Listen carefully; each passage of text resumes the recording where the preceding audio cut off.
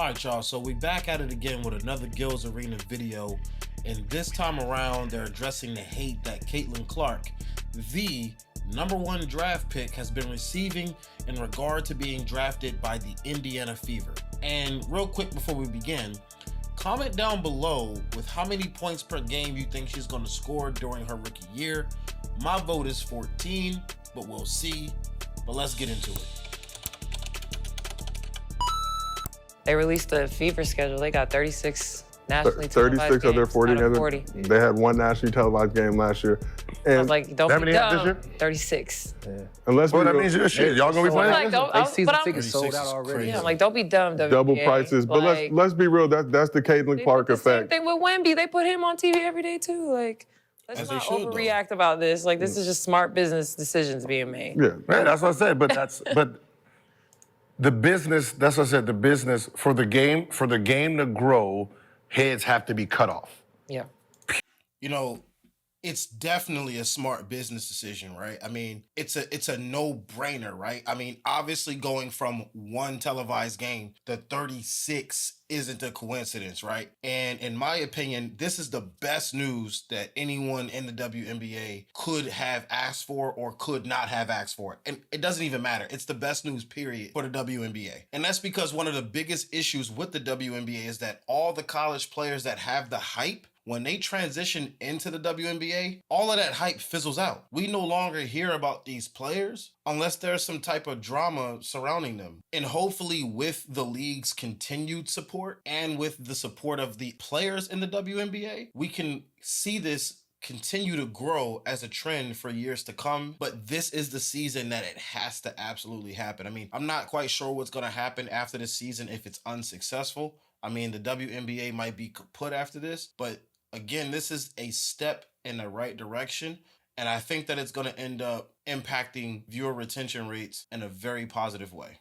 Period. Right? Yeah. The NBA does it all the time. You see Wemby, right? With the new Nike Wemby commercial. They're capitalizing in real time right now. And, you know, the dub needs to see it. They need to see, all right, this is what the NBA doing. This we need to do it. There needs to be a Caitlyn Clark logo. You need to start putting these things in place so you can run with it. Yeah. Right? You know what I mean? Like the Diana Taurasi and all of That them. shit was funny. So let's. Soon as that game start, sit your old ass down. 2 fouls. Sit down. And then newspaper. feel Caitlyn like she Clark, kinda hating a little bodies, DT. It's a new era. Because I don't need you anymore. I feel like she kind of hating too. But I'm saying, Nah, I see what Gil is saying, because in my last reaction in regard to the WNBA, Gil mentioned getting the dinosaurs out of the league and focusing it on the newer and hotter talent coming out of college. And I don't think he's wrong about that. But the interesting thing about what he's saying is that it puts a new spin on how games are rigged and that leagues are manipulated in favor of certain players, right? Because in this hypothetical world that Gil is proposing, the game would absolutely be manipulated to make it easier for these players like Angel Reese and Caitlyn Clark to come in the league and play their game unchecked, just to increase that viewer retention, those ticket sales, those jersey sales, and other merch and things like that. And I wonder what that would even look like. I mean, he mentioned calling additional penalties, right? I mean, I wonder if the older players would be forced out of their contracts, you know, if the league's gonna buy them out of their contracts and things like that. I mean, in Gil's world, I guess, or in Gil's arena of the WNBA, he'd be doing everything he can to manufacture narratives and make it easier for these players to transition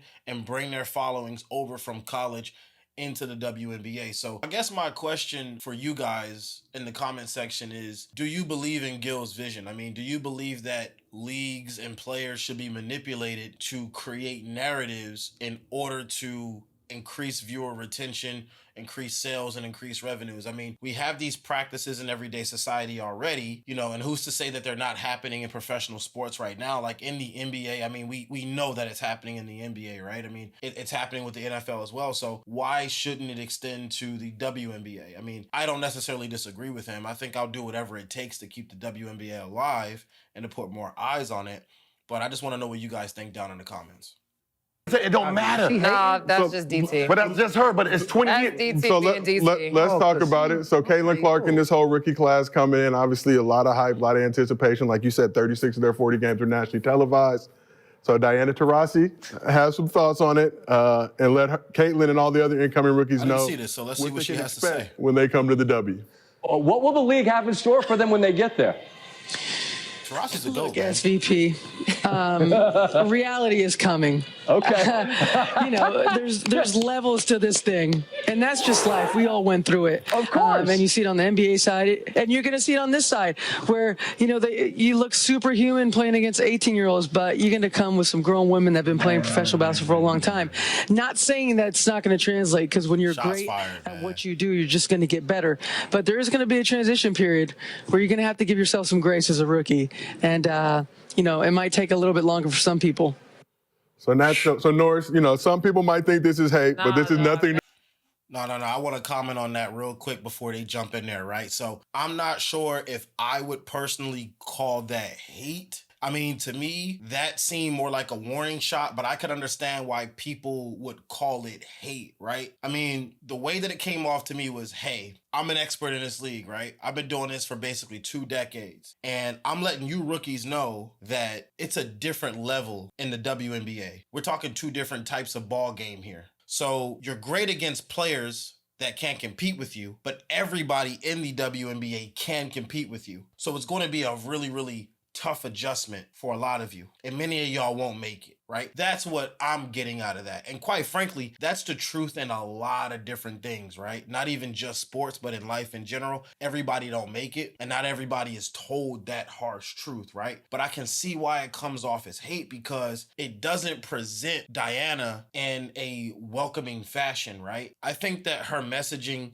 would have been better received, had she presented a more unified front and said that, look, I understand these ladies are talented. They're coming from college. They dominated, and we're very happy to welcome them into the league. And it's all love. I'm here to support. Call me if you need me. But on that court, when it's time for tip-off, there's no friends in this. I think had she laid it out that way, it probably would have been better received, because at least she would have welcomed the new players while also reminding them that this is still a game and a competition at the end of the day. Nothing new for Diana Taurasi. Taurasi. This is nothing new for her. Travel. Carrying, pushing off. I'm going to call. I don't need you. Listen, you held it down for 20 years. Congratulations. She talking like she the 24-year-old Taurasi. Caitlyn Clark will cook her right No, now. I don't. But that's what I'm saying. I don't. Pretty sure that Whoa. Diana's last season. But Yeah, fair she's off. a legend. Like, she should be But I'm saying even encouraging fair this. matchup. Who wins this? DT, right? In a fair matchup? If think DT's if taking you don't Caitlyn in a fair matchup. blow the whistle and because remember Today? yes. I mean, Diana have a 40-piece last yeah, she gon' get her shit off because shit at this But point she's smart. she's smart.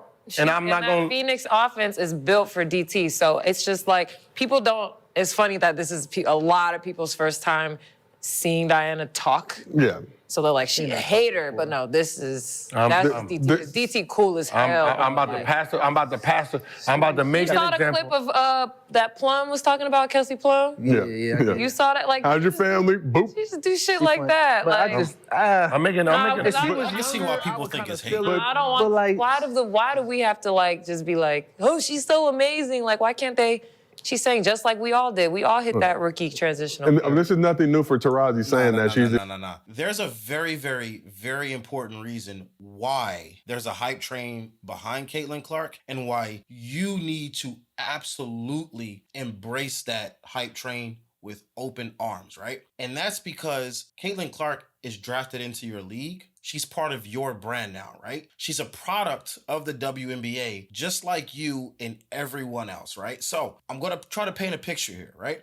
So imagine an average home in an average neighborhood, right? Being sold by a mediocre realtor who doesn't help any potential buyers envision themselves in that living space for the next 10 years to come.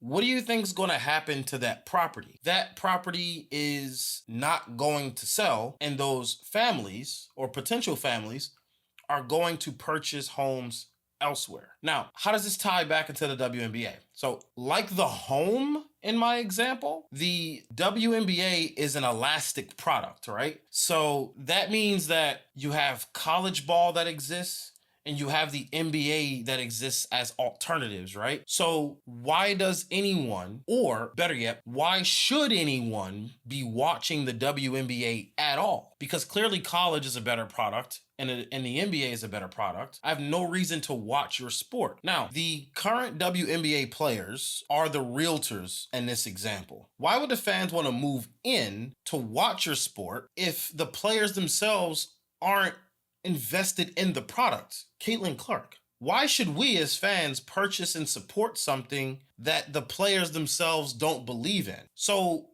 it's incredibly important for all of the WNBA players to stand behind all of the hottest rookies coming in, as it will help fans invest more into the product.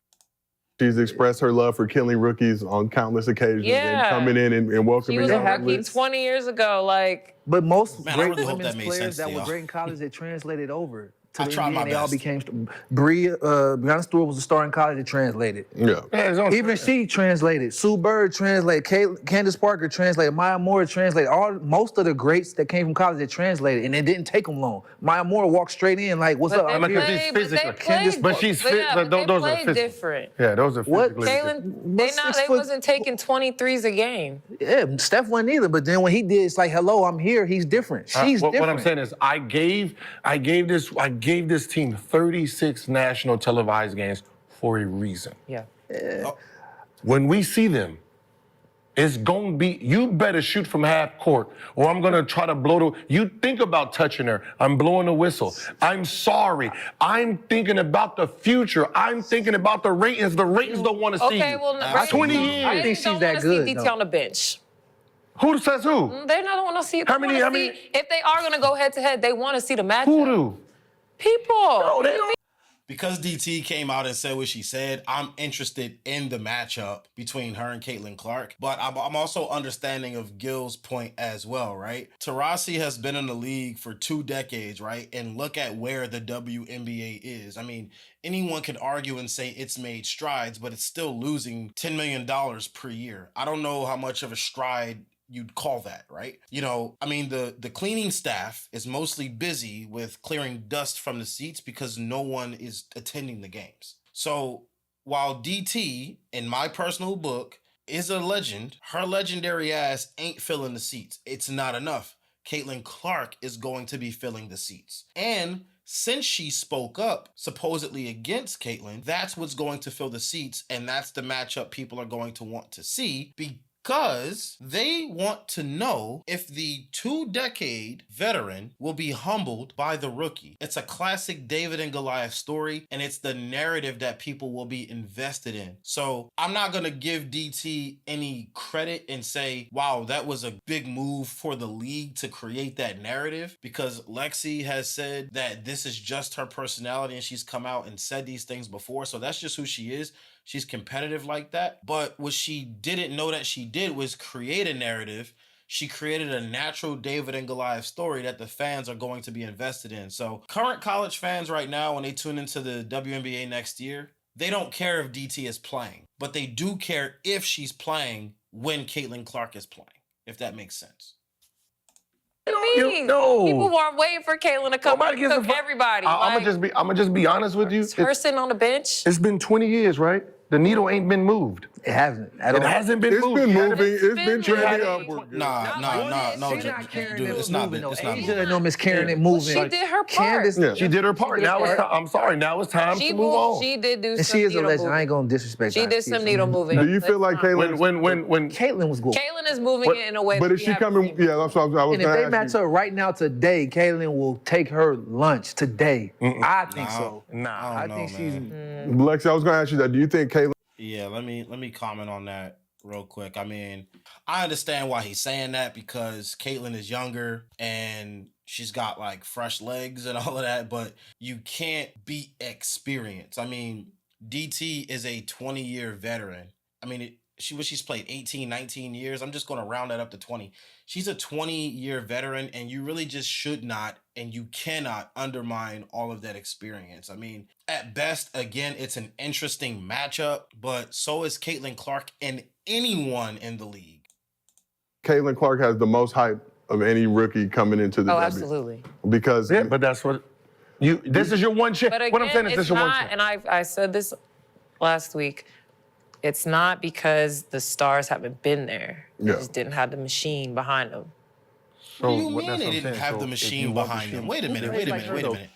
Wait a minute. The machine has been behind so many players. I'll give you one example right now. This is probably the most obvious example. Okay, you ready? The machine was literally behind Kelsey Plum. What are we talking about? She was literally the #1 leading scorer in women's college basketball until like 2 months ago, until Caitlyn Clark broke her record. But instead of welcoming her into the league and presenting a unified front, the WNBA did shit like what DT did, and the league itself allowed Kelsey Plum's hype to simply just fizzle out over the years. Now, she's a great WNBA player, but the people who watched her in college, there's probably a small percentage of those people still watching her today. And that's what this is all about. It's about bringing more eyes on the league and reaching more sports fans across the nation. That's what this is all about. But to say that no one else has had that machine, please. The person coming out complaining about the fucking revenue share literally had the machine behind them. Though, Caitlyn. What I'm saying is Diana. Kyle didn't play like that at UConn. She didn't play like that. No, in Gino the even NBA? said it. She didn't play like that. In the dub, she did. I'm talking about in college. Who plays the style that how What Caitlyn is the plays? style? Just threes? Wow. It's What not is just her, threes. What though. is her style? She New pick school. and roll. I don't know. She makes threes. She makes tough shots. She's a great passer. She Caitlyn like, does more. Yeah, she finishes does at more all than levels. Anybody in the than league can shoot man. threes. No, I'm Play saying It don't pick matter. and That's what I'm saying saying. how You it guys are looks. talking about. The style You of don't what have she no plays. eyes on you, right? roll. Right. Here comes the person with the eyes. Yeah. yeah, I'm telling you what I'm seeing. What I watch happens if girls you kill the basketball. person with the eyes? That's what I'm Yeah, saying. wait a minute. That just threw me off, right? And I felt like that was a little shady, right? Caitlyn does a lot more than shoot threes, right? I mean, okay, she shoots a shit ton of threes, right? So I think on average, she shoots like 10 threes a game. I mean, that's ridiculous if you ask me.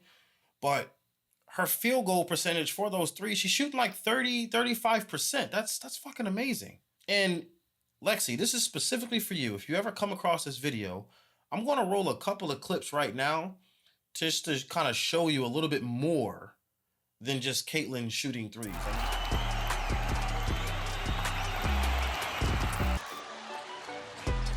Another feed inside, and Stuckey finishes!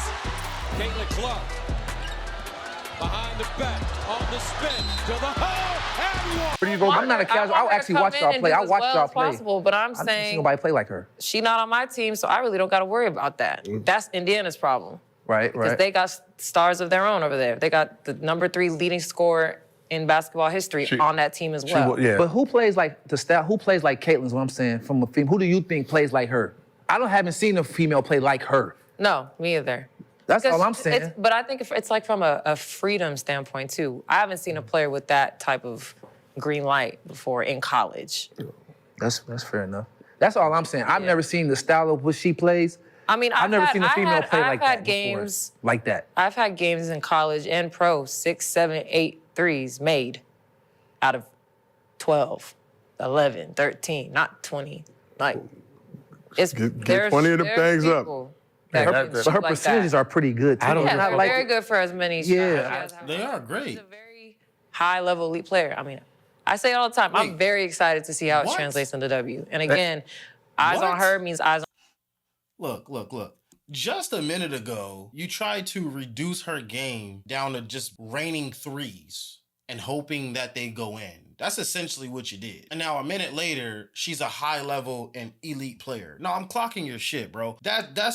That's hate. What Diana Taurasi did is questionable in my opinion. I don't think it was hate. But what you're doing now, reducing someone's game when it's obvious what their contributions for their team was, aka more than threes, and then turning right around and saying that they were an elite player. I don't think you really believe the shit that you're saying. That's bullshit.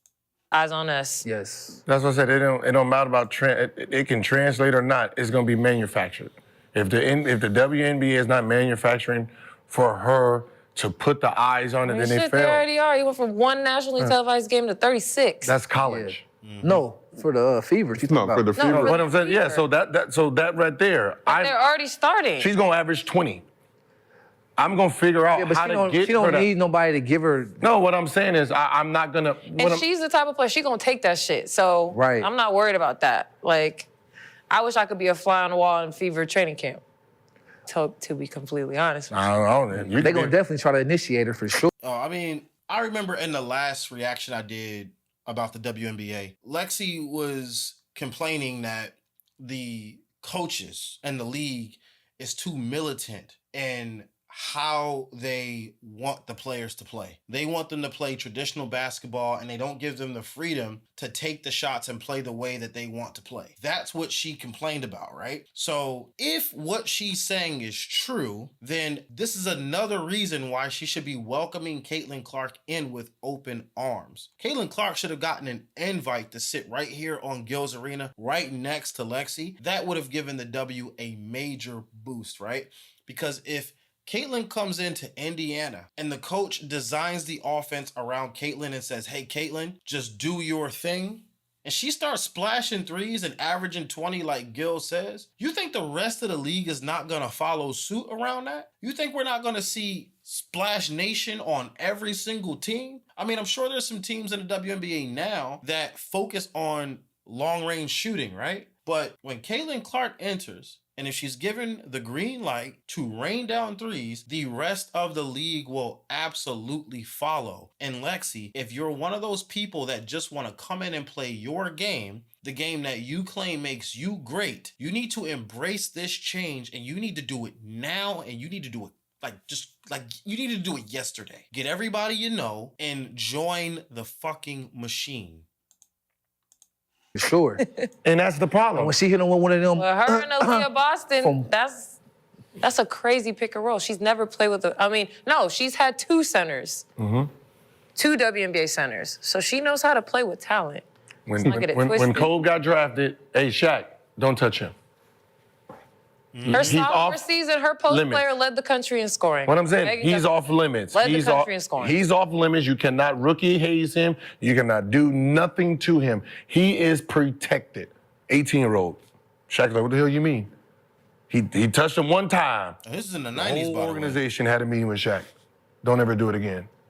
That's She definitely gonna be the sweetheart. There's a golden goose coming into the W, and if everybody wants to get their pay doubled, you have to let the goose lay the eggs. Trust me, I'm with you. You gotta lay the eggs. She got the potential to do what MJ did to the league.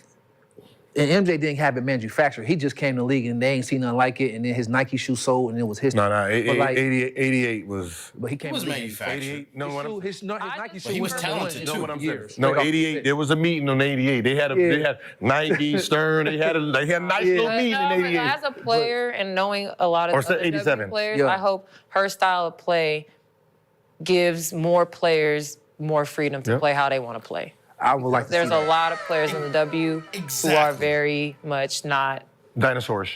Just said that. that. And Because they have haven't very been allowed to shortly, play. Exactly. Okay. So I'm hoping when she comes Embracing in her helps and you she starts in the doing that long shit, run. other players gonna be like, oh, bet. But it's always, gonna do but you that. know, it's monkey see, monkey do. 'Cause Steph did it to the if league. she But does yeah, it, I if she want the does right it. players to do it. I don't want everybody to start. No, what I'm saying, if she does it, what ends up happening is she does it and it's successful and they're winning and stuff, right? Viewership goes up. No. Then you start drafting players to kind of like you start getting rid of the guy, the can fit girls those that like schemes. clog the lane up, the Those long-range non-shooters, and you shooters. start I mean, putting that's why a bunch Vegas of shooters been in. running through the league. They've learned how to spread the floor. Asia expanded her game. They Yes. shoot a shit ton of threes. So they're winning. Like the transition is happening. Caitlyn is coming in the league at the perfect time. There has to be like the women's don't have villains. Like I like DT because she became a villain to Caitlyn. That she is a did. big thing. DT's a villain to a lot of No, people. but She's embraced not that public. villain role for. But that's She what I'm is a saying, not villain to public. many. Now she becomes a Yeah, villain. I mean, She's a Look, villains are incredibly important for narratives. I mean, there is no such thing as a good narrative, at least in my opinion, without a good villain, right? And I mean, in terms of the NBA, I mean, narratives are what the fans get behind, right? You know, you had Wilt Chamberlain and Bill Russell. You had the most popular one, right? Magic and Larry Bird, right? Kevin Garnett, Tim Duncan. But it created these narratives and it had the fans choose sides and really show up for their favorite players. I mean, it's incredibly important to have this. So we could have the real first truly like widespread and mainstream hero versus villain, David versus Goliath kind of story happening in the WNBA with this DT and Caitlyn Clark situation. And the fact that she's catching this kind of smoke before she even played a single WNBA minute is crazier on top of that. It's crazier on top of that. She's a villain now. Yeah. Girl, like, that's what makes men watch. Villain, like Stories, yeah. Like, there's no story. I can't wait to see they play. Yeah, I know. I'm going to make sure whenever Caitlyn play against her, I'm you going to saw watch. the shit that Phoenix Mercury put out? So let's talk about it. Let's talk They about put out it. a graphic of the GOAT versus the Rook. So shortly after, Yo, that is fire though. I love that Caitlyn. I hate the design, but She's the GOAT, though. the idea DT? behind it is fire. They're embracing this shit real early. Points, but I don't think She she's up GOAT. there. Yeah. And But do you? what they're talking about, goats? I think Candace Parker, Maya Moore, Cheryl Swoops. Yeah, Cheryl Shout out Swoops up Cheryl. there. Be a Cheryl. Leslie, yeah. Lisa Be a Leslie. Cheryl. I mean, you got pioneers, you got goats. Yeah. Yeah. I would put Lisa Leslie in the pioneer. Pioneer. Okay. Cheryl Swoops, though, and Candace Parker and Maya Morris. Yeah, Like, I mean, we don't know with Maya because she just was like. But if Maya continued to play, I think she would have. Didn't she walk in and got MVP? Like, how many MVPs she got in those little 4 years she played? Them little I think she played more than 4 MVPs and, years. like, it was 3 something I like don't know. Who was 6 the or one at the 7 years, beginning if when I'm it not started? mistaken. Who got the MVP? Maya Like Moore 3 walked straight. in and won MVP. No. There's an older one. Who? Super. It was Candace. No, comics. Who was in front of Cynthia Cooper? Cynthia Cooper. Cynthia Super Duper Cooper. Yeah, Super duper Yeah, I'm Cooper. saying Yeah. you got pioneers, you got goats, you just got Yeah, but great. Cheryl Swoops, Candace Parker, and Maya Moore, Maya to me, are are great. You know what? the 3 GOATs that I would put before DT. before DT. The problem with the dub is they've never goated anyone. Right. That's the She's like problem. the first GOAT. Well, I said this last week too. People did not give past WNBA players their flowers enough. So now trying to give everybody their flowers all at once. Yeah, All see, of a sudden, we need a GOAT. Yeah, no, I'll pick that's what I said. If this is a GOAT, then I don't think people didn't give any of the players their flowers. People have been giving the WNBA players their flowers for years. It's you guys and how you guys build your social spaces. Female social spaces run on equality. So coming out as a female in a female-dominated social structure, saying, hey, this person's the GOAT, you're actively placing someone else above the established structure, making it unequal. Now, this is something that I don't think many women realize that's actually happening, and I don't think they realize that that's how their structures work. But the reason they don't have GOATs is because the players refuse to recognize themselves as GOATs because they don't want to put one woman above another woman. But the fans have been saying certain names for years. I mean, we just went on a list. I mean, Super Duper Cooper, Lisa Leslie. I mean, you name it. I mean, we have all of these women that have had these amazing careers, and we can easily call them GOATs with no problem, but it's the women in the league that don't want to elevate one woman over another. They all want it to be equal. They don't believe in that type of competition. then I will run with the narrative. She's the GOAT. She's the GOAT. She's the GOAT. It was voted. She got an award. She got like a plaque for it. Like they had a GOAT day. Yeah, so she's the GOAT, and then now you have something. Like there needs to be another super team. Right, so when there's this battle, like you already I have. mean, I think this season is a lot of opportunity for stories, villains, heroes. Yeah, see, look, first narratives. game of the season when you get out there, first person that look at you and slap the shit out of them. Boom! Lacey got suspended. right? Good girl going bad. Don't listen to Gil. Don't listen to Gil. Don't listen to Gil. Do you want me to play or not? No, I'm Right, just I'm about to saying, say, not the first game. The first game is a narrative. I think it's two females They gonna be playing like, right she now can that hang can out get with Gil goats. too much. Yeah, she been fined a whole $47. Who do you think could be in I that? think it's two potential goats that's playing right now that could be, when their career's over, that can be considered maybe. Asia, One of them better be Asia. Stewie. Stewie, oh Asia Stewie, and too, Stewie. Hell could be. yeah. And that could be a pretty good rivalry right there, the way you had like a Magic Bird. I the way mean, you they had, like, that was what it was last season for sure. But it was more teams. I think they robbed Yeah, it. see, they need to did. do They robbed people. it. That's what they say they're doing. MVP. They're still in that team shit. Yeah, Team. they're No, still in that people. team shit. It's people. Right? And I just gotta talk a little bit about this for a second. You know, I understand the team aspect of it. I mean, competitive sports are team sports, but think about it. Like when we talk about the Avengers, we don't look at them equally. I mean, clearly, fucking Hawkeye isn't Iron Man. We know that they're not equal, and we clearly know who would win in a fight, right? But that's what made a movie, for example, like Civil War so special, right? Because in that film, you have two prominent individuals that are valuing different things. And it became less about the Avengers as a team and more about who's going to side with whom, who's going to side with which individual. So the individual is very important because fans and players can rally behind one singular being and say, this is my guy, this is my girl, and I'm rocking with him to the end. You know, I'm going to love my team, but I love the narrative surrounding this person, and this person is who I want to invest in. I mean, we're seeing it now in real time with Caitlyn Clark. Everyone's rallying behind the individual. They can give a shit about the rest of her team.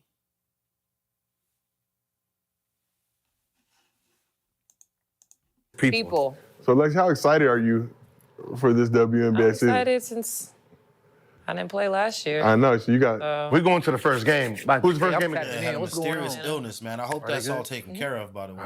We got to play first game? Atlanta. Shoot it. At home? Shooting that hoe. Yeah. At home? Yeah. I don't need to get a suite for that one. Yes, you do, Gil. No, we can get the front rows. Oh, you want to get We a front row? had first games are at Long Beach State. Oh, the pyramid? Pyramid? We got to. First 5 home I'm games. about to make a call. All right, y'all. So that's going to be it for the video. I think it was a really interesting one. I mean, the media in the world, while they may feel comfortable painting DT as a hater, the only hater I saw in today's video was Lexi.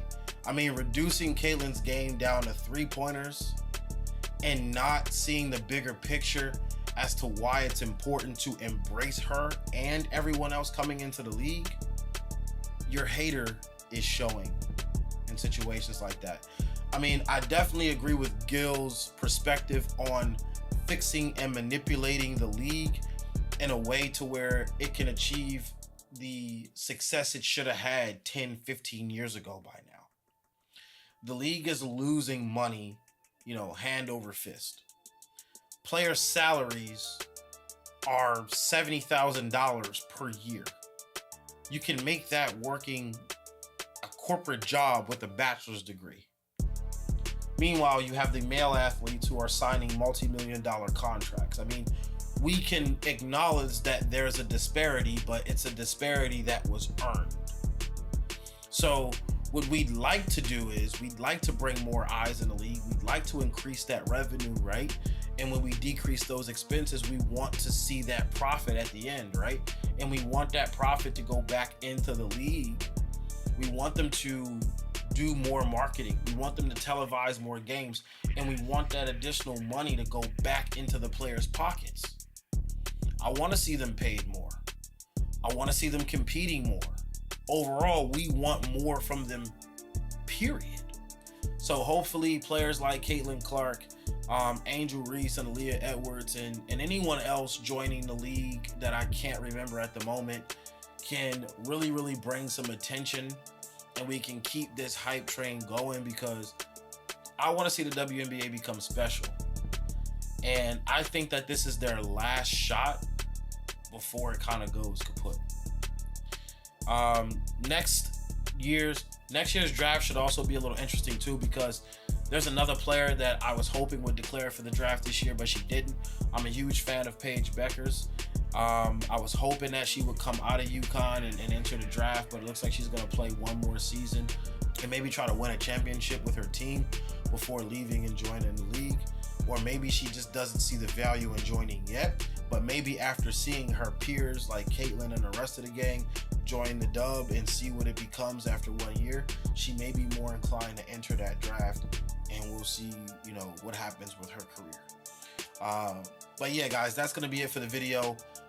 Let me know what you think in the comments below. I mean, did I give too much credit to DT? I mean, was that hate that I just didn't recognize? Am I being too harsh on Lexi? I don't think so. I think that she's very aware of what she's doing. I mean, I do support Gils' vision for the league, and I do support that manipulation because it's helpful at the end of the day. I mean, let me know all your thoughts in the comments. I appreciate you taking the time out to watch the content. I love each and every one of you. Stay tuned for more.